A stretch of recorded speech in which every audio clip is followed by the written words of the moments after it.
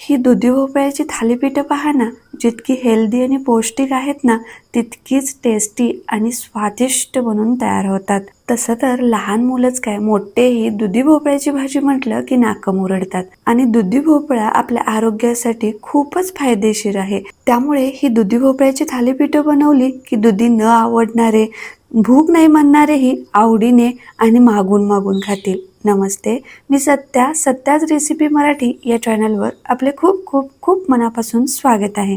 तर ही दुधी भोपळ्याची थालीपीठं बनवण्यासाठी मी येथे हा दुधी भोपळा घेतला आहे. हा गोल जरी दिसत असला तरी हा दुधी भोपळा आहे बरं. इकडे जम्मूमध्ये लांब आकाराच्या दुधी भोपळ्यापेक्षा अशा पद्धतीने गोल आकाराचे दुधी भोपळे जास्त प्रमाणात मिळतात.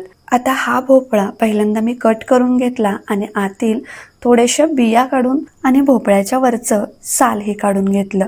तर मी आज इथे अर्ध्या भोपळ्याची थालीपीठं बनवणार आहे. तसं तर अर्ध्या भोपळ्याची भाजी बनवली तर अर्धी ही भाजी संपत नाही, पण ही अर्ध्या भोपळ्याची थालीपीठं बनवली की एकही थालीपीठ शिल्लक राहत नाही. त्यामुळे भाजी न बनवता अगदी आठवड्यातून एकदा हे थालीपीठ मी नक्की बनवते, कारण घरातल्या सगळ्यांनी दुधी भोपळा खाल्ला जावा एवढाच उद्देश. आता हा साली काढून घेतलेला दुधी भोपळा खिसणीवरती खिसून घ्यायचा. आणि हा दुधी भोपळा खिसण्यासाठी मोठ्या आकाराची खिसणी वापरायची, म्हणजे याचे लच्छे मोठे पडतात आणि थालीपीठामध्ये खूप छान लागतात. त्यानंतर मी येथे एक गाजरही खिसणीवरती खिसून घेतलं. गाजर पूर्णपणे ऑप्शनल आहे, पण तुम्ही तुमच्या आवडीप्रमाणे या थालीपीठामध्ये पालक, मेथी घालून अजून पौष्टिक बनवू शकता. आता या थालीपीठाची खरी चव या ठेच्यात असते, त्यामुळे ठेचा नक्की बनवून घालायचा. तर पहा, मी येथे मिक्सरच्या भांड्यामध्ये 8 ते 10 तिखट हिरव्या मिरच्या घेतल्या. थालीपीठ थोडं झणझणीत असल्यावरच छान लागतं. त्यानंतर यामध्ये 6 ते 7 लसूण पाकळ्या, 1 इंच आल्याचे तुकडे, थोडीशी देठासहित कोथिंबीर घालायची. तर अशा पद्धतीने ठेच्यामध्ये देठासहित कोथिंबीर नक्की वापरा, यामुळेही थालीपीठाला खूप छान अशी टेस्ट येते. आता एका बाउलमध्ये आपण खिसून घेतलेला दुधी भोपळा ॲड करू. तर इथे फुल्ल 2 वाट्या हा खीस आहे. यामध्येच 1 वाटी गाजराचा खीस, 1 वाटी बारीक चिरलेला कांदा, आपण बनवून घेतलेला सगळा ठेचा ॲड केला आणि चवीनुसार मीठ घातलं. तसेच 1 चमचा हळद पावडर, 1 चमचा धने पावडर, अर्धा चमचा जिरे पावडर, अर्धा चमचा गरम मसाला आणि अर्धा चमचा ओवा हातावरती थोडासा चोळून घातला. आता हे सर्व सुरुवातीला चमच्याने चांगलं मिक्स करून घेऊ, कारण यामध्ये हिरवी मिरची आहे, त्यामुळे हाताची जळजळ होते. म्हणून सुरुवातीला थोडंसं चमच्याने मिक्स करून घेतलं आणि त्यानंतर यामध्ये 2 वाट्या गव्हाचं पीठ, 1 वाटी तांदळाचं पीठ आणि 1 वाटी बेसन ॲड केलं.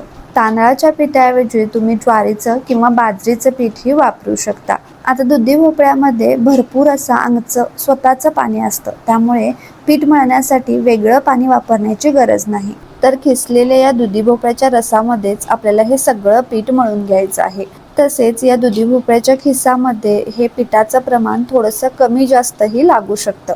आता हे पीठ पहा, यामध्ये मी मळण्यासाठी अजिबात पाणी वापरलेलं नाही, तरीही अगदी सॉफ्ट असं पीठ मळलं गेलं आहे.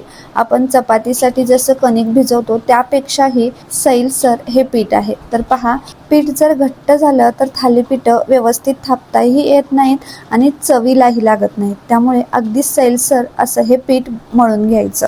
आता हे पीठ 5 मिनिटं भिजण्यासाठी बाजूला ठेवून देऊ आणि थालीपीठं बनवण्यासाठी एक कॉटनचा कपडा ओला करून चांगला पिळून घेतला आणि अशा पद्धतीने पोळपाटावरती ठेवून थोडंसं परत पाणी शिंपडून घेतलं आणि या तयार थालीपीठाच्या पिठातील एक छोटा गोळा बनवून घेतला. आपण चपातीचा गोळा बनवतो त्या पद्धतीने हा गोळा बनवून घेतला आणि आता हा गोळा ओला कॉटनच्या कपड्यावरती थापून घ्यायचा. आता हे थालीपीठाचं पीठ थोडंसं सैलसर असल्यामुळे थापत असताना हाताला चिकटू शकतं, त्यामुळे पाण्यामध्ये हात फक्त ओला करून घ्यायचा आणि त्यानंतर हे थालीपीठ थापून घ्यायचं. थालीपीठ पूर्णपणे थापून होईतोपर्यंत आधेमध्ये थालीपीठ जर हाताला चिकटत असेल त्यावेळेस पाण्यामध्ये परत हात ओला करून पूर्णपणे थालीपीठ थापून घ्यायचं. थालीपीठ थापत असताना बोटाच्या सहाय्याने फक्त हलक्या हाताने दाबून घ्यायचं, खूप जास्त दाब द्यायचा नाही.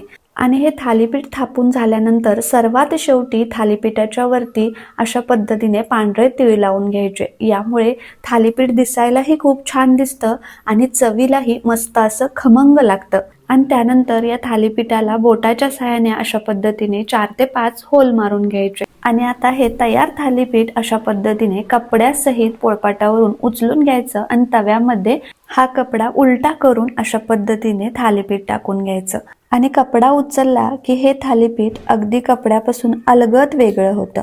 आता या थालीपीठावरती बोटाच्या सहाय्याने आपण जिथं होल मारले आहे तिथं थोडंसं तूप, बटर किंवा तेल सोडून घ्यायचं आणि त्यानंतर यावरती झाकण लावायचं आणि स्लो टू मीडियम फ्लेमवरती हे थालीपीठ एका साईडने मस्त असा खरपूस सोनेरी कलर येईपर्यंत भाजून घ्यायचं. आणि थालीपीठ पलटण्याआधी मी थोडंसं परत एकदा बटर लावून घेतलं आणि दुसऱ्या साईडनेही मस्त असं थालीपीठ भाजून घेतलं. आणि हे पहा किती मस्त असं खमंग आणि टेस्टी थालीपीठ बनवून तयार झालं आहे. त्यानंतर पहा थालीपीठ तव्यामध्ये टाकत असताना कपड्याला चिकटलं असेल किंवा चिकटत असेल तर थालीपीठ तव्यावरती टाकल्यानंतर त्यावरती अगदी 2 ते 3 थेंब पाण्याचे टाकायचे आणि त्यानंतर कपडा उचलून घ्यायचा, म्हणजे कपड्याला चिकटलेलं थालीपीठ अलगद वेगळं होतं. तर अशाच पद्धतीने मी सर्व थालीपीठे करून घेतली आणि ही आपली मस्त अशी खमंग, खरपूस, टेस्टी आणि मुख्य म्हणजे पौष्टिक असणारी थालीपीठे बनवून तयार झाली आहेत. हे थालीपीठ आपण दह्यासोबत, खरड्यासोबत किंवा सॉस सोबतही खाऊ शकतो. चला तर या पावसाळ्यामध्ये ही मस्त अशी गरमागरम खमंग थालीपीठ नक्की ट्राय करून पहा, तुम्हालाही खूप आवडतील. चला परत भेटू अशाच नवनवीन पारंपरिक परफेक्ट रेसिपी घेऊन. तोपर्यंत बाय बाय.